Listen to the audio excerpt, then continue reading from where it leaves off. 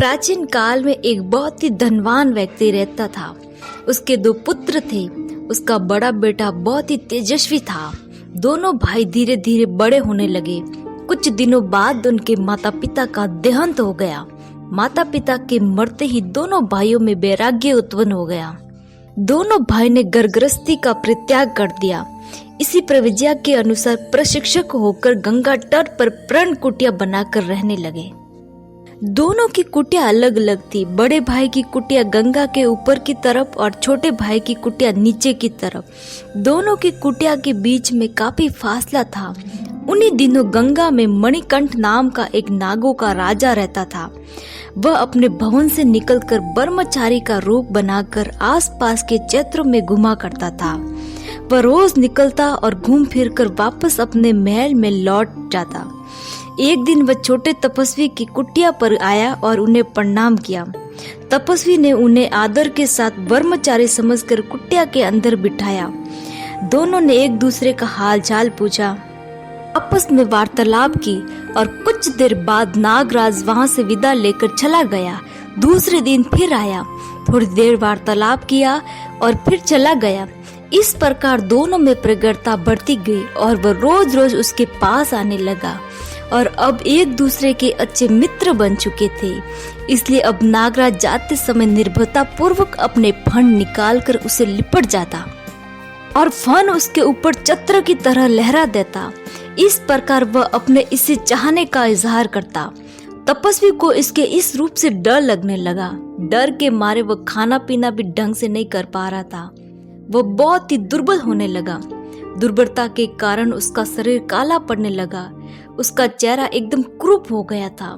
एक दिन वह टहलता हुआ अपने बड़े भाई के पास गया। बड़े भाई ने अपने छोटे भाई की यह दशा देखकर उसे पूछा कि तात, तुम इतना दुर्बल क्यों होते जा रहे हो? क्या कोई रोग लग गया है तुझे? तेरे शरीर की दशा बड़ी बुरी हो गई है। क्या कारण है इसका?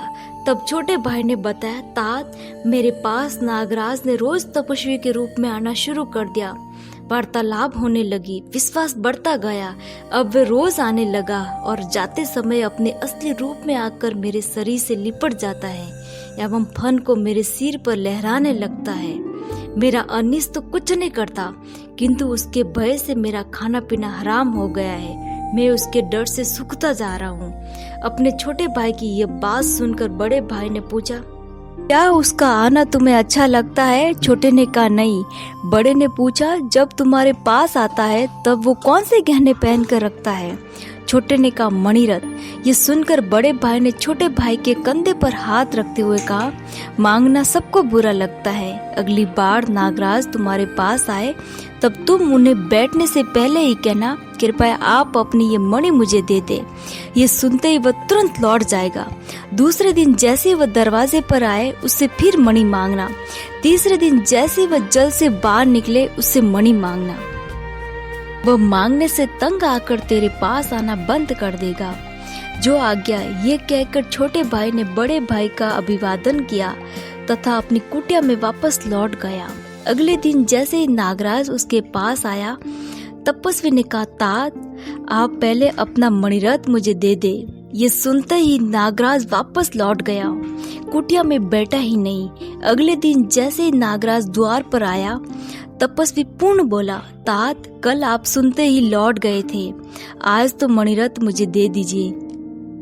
नागराज आश्रम में प्रवेश किए बगैर ही लौट गया। तीसरे दिन तपस्वी ने नदी किनारे खड़ा इंतजार करता रहा।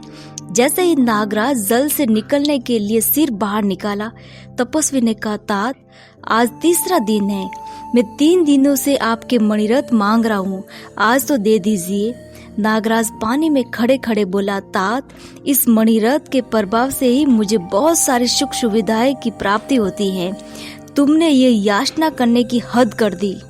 तेरी ये याचना मुझे उसी प्रकार लग रही है जैसे कोई युवक पत्थर के ऊपर तलवार लेकर किसी को मारने हेतु डराए। तेरा मणि मांगना मुझे दुख देता है। मैं ये मणि तुझे नहीं दे सकता। मैं तुम्हारे आश्रम में कभी नहीं आऊंगा। इतना कहकर नागराज ने जल में डुबकी लगा दी तथा फिर कभी बाहर नहीं आया।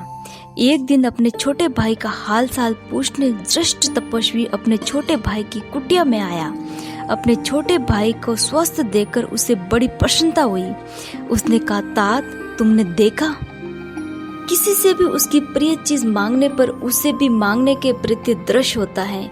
नाग 7 रत्नों से परिपूर्ण है, धन की उसके पास कोई कमी नहीं है, लेकिन उसे भी उसकी प्रिय वस्तु की आशना अप्रिय लगी। कोई भी इंसान मांगने वाले इंसान को पसंद नहीं करता है। कोई भी ये नहीं चाहता कि उसकी प्रिय वस्तुएं मांगी जाए।